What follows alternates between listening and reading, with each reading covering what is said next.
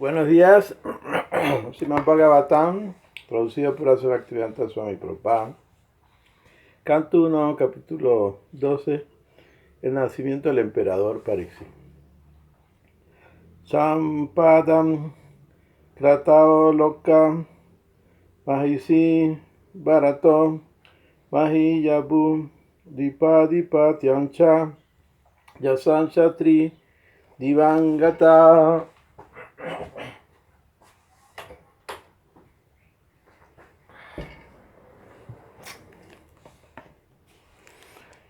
Incluso hasta los planetas celestiales llegaron las noticias acerca de las posesiones mundanas de Maharaj Yudhishthir, los sacrificios mediante los cuales llegaría a un mejor destino, su reina, sus leales hermanos, sus extensas tierras, su soberanía en el planeta Tierra y su fama, etc. Solo el nombre y la fama de un hombre rico y notable llega a conocerse por todas partes del mundo. Y el nombre y la fama de Maharaj Yudhishthir llegaron a los planetas superiores debido a su buena administración, sus posesiones mundanas, su gloriosa esposa, Draupadi, la fuerza de sus hermanos Bhima, Arjuna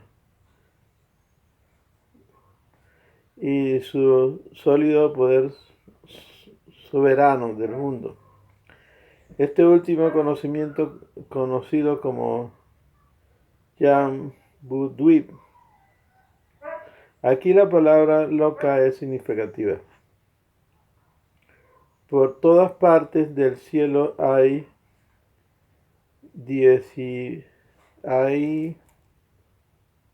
diseminación diseminados diferentes locas o planetas superiores, tanto material como espirituales. Una persona puede llegar a ellos en virtud de su trabajo en la vida actual, tal como se afirma en el Bhagavad Gita 9.25. Allí no se permite la entrada a la fuerza. A los diminutos científicos e ingenieros de materiales que han descubierto vehículos para viajar por el espacio sideral unos miles de kilómetros, no se les permitirá entrar. Esa no es la manera de llegar a los planetas mejores que este. Para entrar en esos planetas felices, uno debe capacitarse mediante el sacrificio y el servicio. Aquellos que son pecadores en cada etapa de la vida solo pueden esperar que se les desgrade hacia la vida animal para sufrir cada vez más los tormentos de la existencia material. Y esto también se declara en el Bhagavad Gita 16.19. Los buenos sacrificios y cualidades de Maharaj Yudhishthir eran tan elevados y virtuosos que hasta los residentes de los planetas celestiales superiores ya están preparados para recibirlo como uno de ellos. Kinte kaman suran smarha mukan manaso tuyam adiyahun mudan ranyam sudistasyan yate tare. Oh brahmanas, la opulencia del rey era tan encantadora que los ciudadanos del cielo la ambicionaban, pero como él estaba absorto en el servicio del Señor, nada fuera de ese servicio podía satisfacerlo. Hay dos cosas en el mundo que pueden satisfacer a los seres vivientes.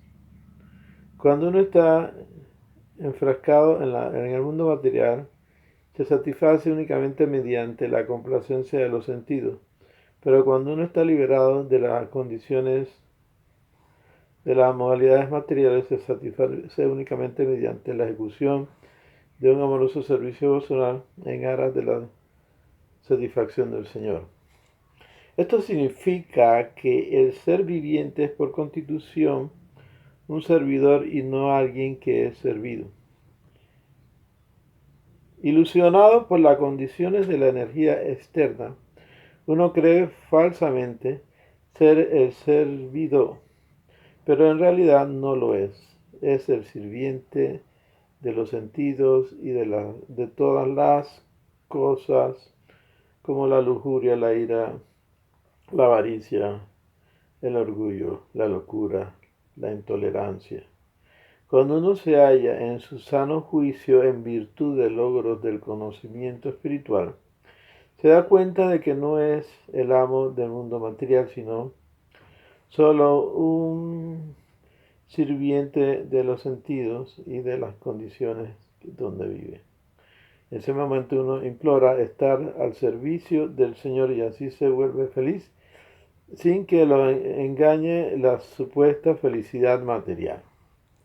Maharaj Yudhishthira era uno de los almas liberadas y por consiguiente para él no había placer en un vasto reino, una buena esposa, unos hermanos obedientes, unos súbditos felices y un mundo próspero.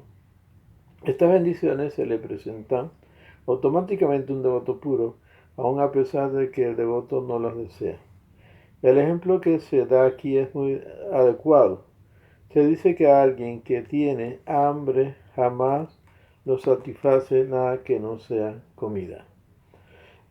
El mundo material por entero está lleno de seres vivientes hambrientos. No es hambre de una buena comida, refugio o satisfacción de los sentidos. Es hambre de una atmósfera espiritual. Solo por ignorancia ellos creen que el mundo está insatisfecho porque no hay suficiente comida, refugios, defensa y objetos para complacer los sentidos. Eso se denomina ilusión. Cuando el ser viviente está hambriento de la satisfacción espiritual, se le hace creer que lo que tiene es hambre material. Pero los necios líderes no pueden entender que hasta la gente en lo material está satisfecha. No pueden comprender, pero los necios líderes no pueden entender que hasta la gente que en la materia está satisfecha de manera más suntuosa, siguen hambrienta de algo. ¿De qué es su hambre y pobreza? Es en realidad hambre de comida espiritual, de refugio espiritual, de defensa espiritual, de la complacencia espiritual, de los sentidos espirituales. Todo eso puede obtenerse en la compañía del Espíritu Supremo, el Señor Sri Krishna Bhagavan, y por lo tanto, aquel que lo obtiene no lo puede atraer la supuesta comida, refugio y defensa material para complacer los sentidos. Ni siquiera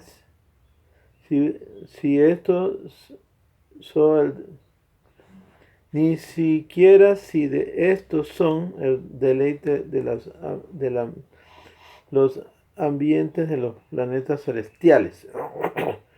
Por consiguiente, el Bhagavad Gita 8:16, el Señor dice que uno no puede satisfacer su hambre ni siquiera en los planetas más elevados del universo, es decir, el Brahmaloka, en el que la duración de la vida se multiplica por millones de años según los cálculos terrestres.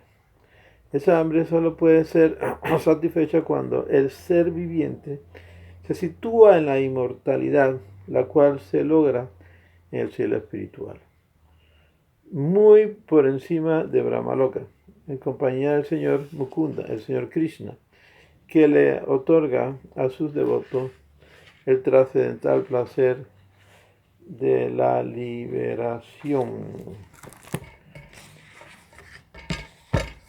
Ahora continúo con algo del néctar de la devoción, el Bhakti Rasamrita Sindhu. Entonces quedamos en este punto, dice aquí Prabhupada. Los budistas y otros religiosos, a quienes no les importa las escrituras reveladas, dicen algunas veces que hay muchos devotos del Señor Buda que exhiben servicio devocional a Buda y que por lo tanto se les debe considerar devotos. En respuesta a estos argumentos, Rupa Goswami dice que a los seguidores de Buda no se les puede aceptar como devotos. Si bien al Señor Buda se le acepta como la encarnación de Krishna. Los seguidores de tales encarnaciones no son muy avanzados en su conocimiento de los Vedas. Estudiar los Vedas significa llegar a la conclusión de la supremacía de la personalidad de Dios. Por lo tanto, cualquier principio religioso que siga la supremacía de la personalidad de Dios no es aceptado y se le llama ateísmo. Ateísmo significa desafiar la autoridad de los Vedas y menospreciar a las grandes acharyas que enseñan las escrituras védicas para el beneficio de la gente en general.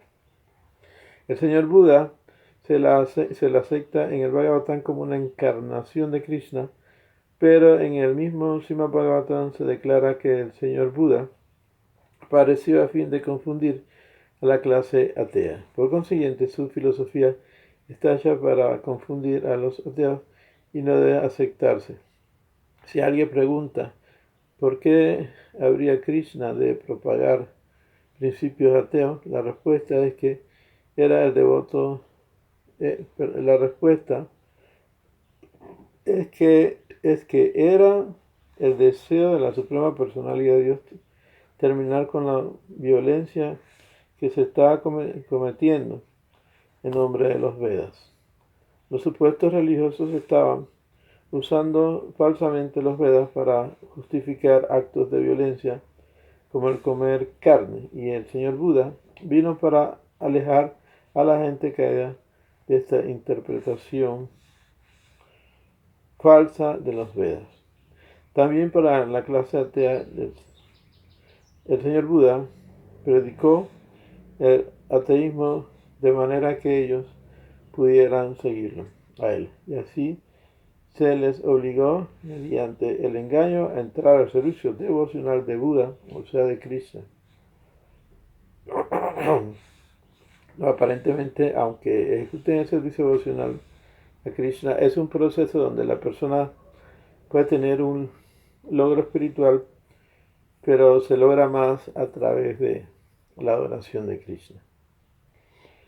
Quien quiera inquirir acerca de los principios religiosos externos. En el Naradiya Purana se dice, si uno es realmente muy serio acerca del servicio devocional, entonces todos sus propósitos se cumplirán sin ninguna demora. Residir en un lugar sagrado.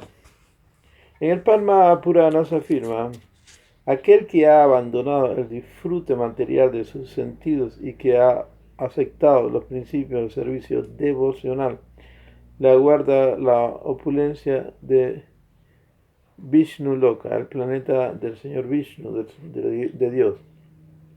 En el mismo Purana se dice también que a una persona que ha vivido en Dwarka por 6 meses, por un mes o incluso por una quincena, está garantizada la elevación a los Vaikuntha Loka y todos los beneficios del Sarupya Mukti, el privilegio de tener los mismos rasgos corporales de 4 brazos, tal como Narayana. En el Brahma Purana se dice la significación trascendental de los Puranas, Purusottama, etc., el cual es el campo de 210 kilómetros cuadrados del señor Yagana no se puede describir apropiadamente. Incluso los semidioses de los sistemas planetarios más elevados ven a los habitantes de Jagannath-puri como si tuvieran las mismas características del cuerpo que posee un ser en Vaikunta. Es decir, los semidioses ven a los habitantes de Jagannath-puri como si tuvieran 4 brazos. Cuando hubo una reunión de grandes sabios en Naimisranya, Sutta Goswami recitaba el Srimad Bhagavatam y en el primer canto, capítulo 19, verso 6,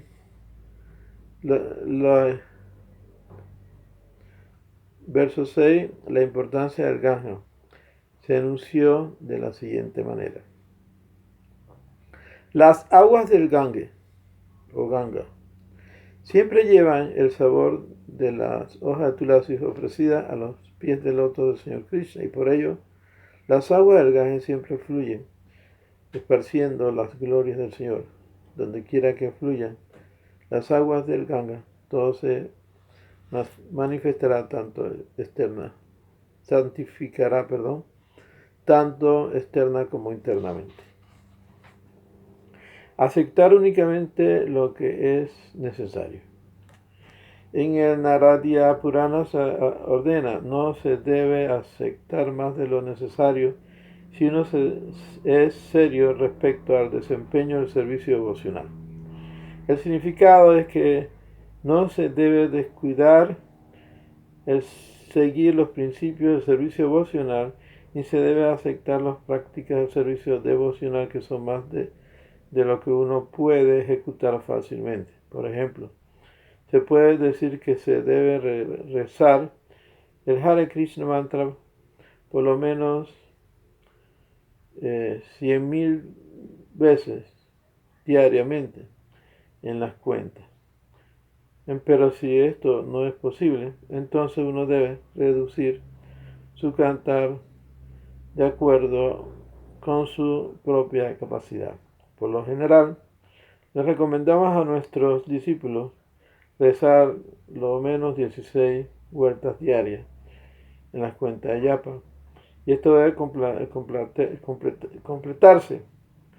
Si uno no es ni siquiera capaz de realizar 16 vueltas, son como 25,000 nombres, entonces debe completarlas al día siguiente.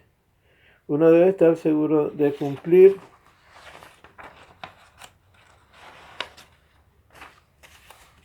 con su voto. Si no se lleva a cabo estrictamente, entonces se considera uno negligente. Esto es ofensivo en el servicio devocional al Señor. Si fomentamos las ofensas, no podremos progresar en el servicio devocional.